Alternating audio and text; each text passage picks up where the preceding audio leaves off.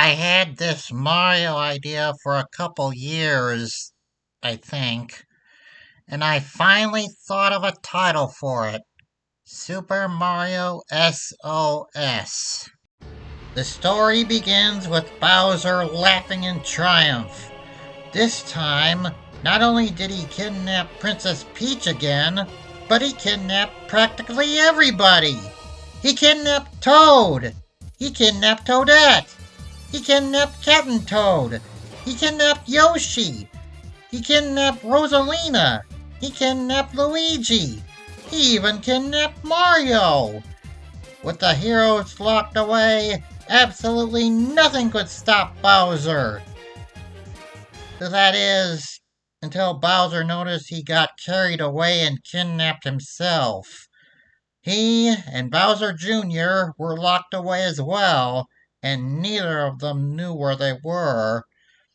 Now there was no one to defend or conquer the Mushroom Kingdom or the rest of the Mario world.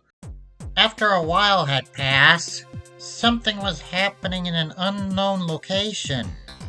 In a small room, an unusual warp pipe appeared. The pipe shot someone out who landed in the middle of the room. It looked like a boy, only there was a wind-up key sticking out of his head.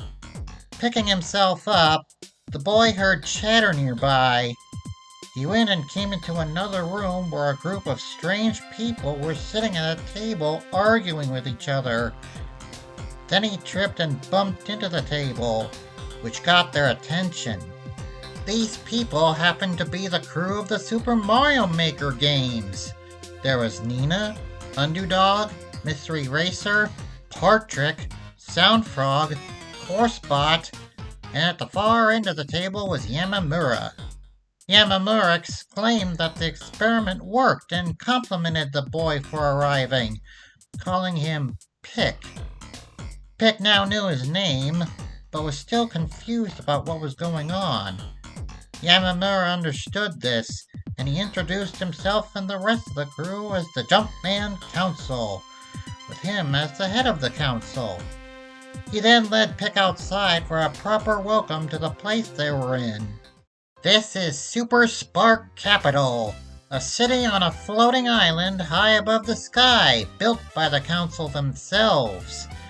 This city had many interesting places to visit, like a replica of Peach's castle, where the council was residing. Although, since it was recently built, there weren't a lot of citizens living there, at least not yet. In the plaza was a big monitor called the World Monitor, which was the most important device in town, and there was a reason it was. Yamamura explained to Pick about the crisis. The Mario Maker crew found out about Bowser's foolish kidnapping. Not only that, but it caused the entire Mario world to go out of whack. Toads were panicking everywhere. Bowser's minions were aimlessly wandering around. Worst of all, characters that didn't belong had appeared, both good and bad. The bad characters became the new villains, who found the locked-up heroes and took over the worlds Mario normally travels through. The crew greatly disapproved of all this, and agreed something had to be done. They started the Jumpman Council to work together and find a way to fix the mess. Even though they built the capital and all, none of them still knew how to fix it. There was only one solution they could think of: creating a substitute for Mario. And that substitute was Pick. Yes, Pick was created as the hero for the time being, and it was up to him to rescue everyone in order to undo Bowser's mess and get the Mario world back to normal. To do that, Pick must collect Power Bolts.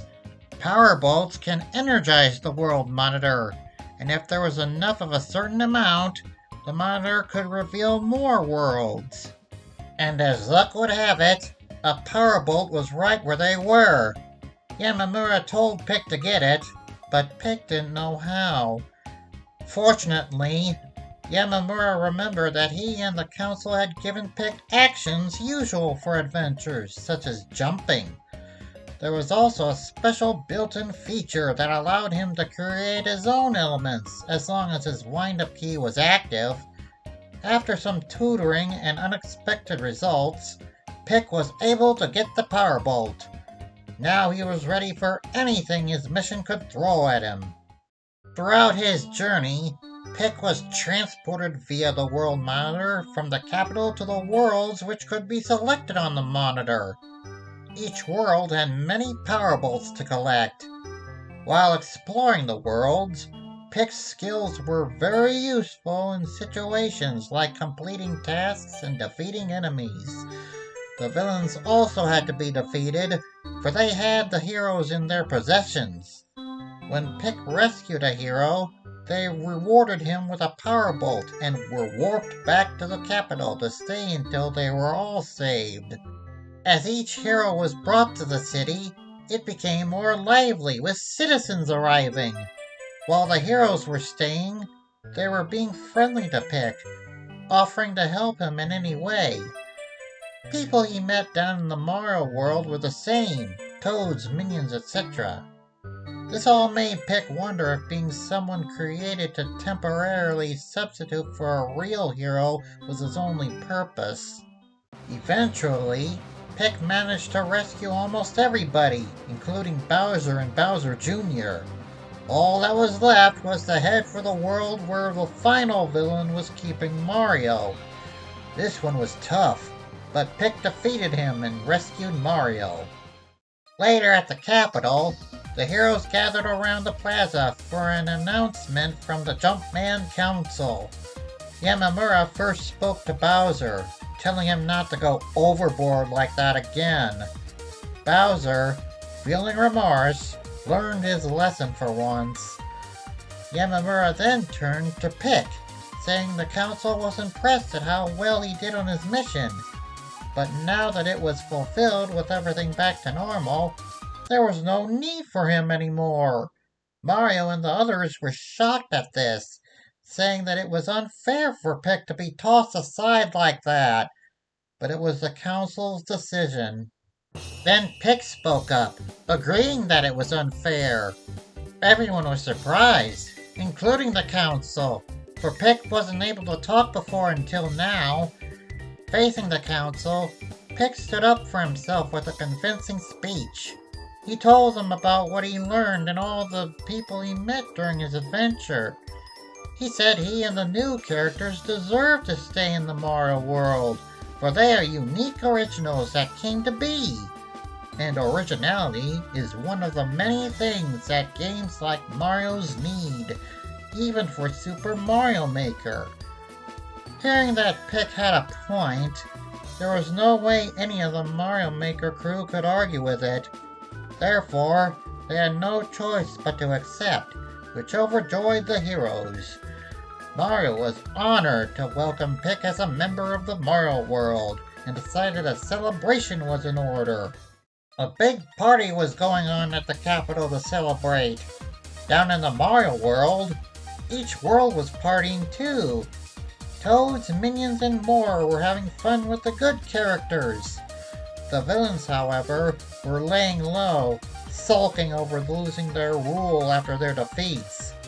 Back at the capital, the party was coming to a close with a fireworks display. Everyone cheered as Mario and Pick did a jumping high five in the air.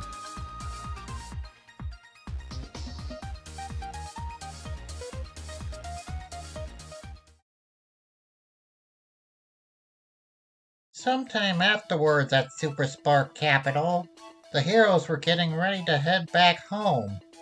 Meanwhile, Pick was standing in front of the world monitor, pondering. Curious, he touched the monitor, causing it to turn back on. Then something showed up on it. The commotion was gaining attention. The Mario Maker crew, Mario, and the other heroes came over to Pick to see what was going on. They looked at the world monitor and were astonished to see the information. Extra power bolts had appeared in the Mario world, located in the worlds Pick went to. There was also another world that Pick hadn't been to, and it had power bolts too, along with another hero who was locked up. Yamamura announced that there was more to be done, and everyone should stay in the city until further notice. He ordered Pick to rescue the hero and retrieve as many power bolts as possible. Pick was more than ready and willing, heading for the discovered world and the previous worlds with determination.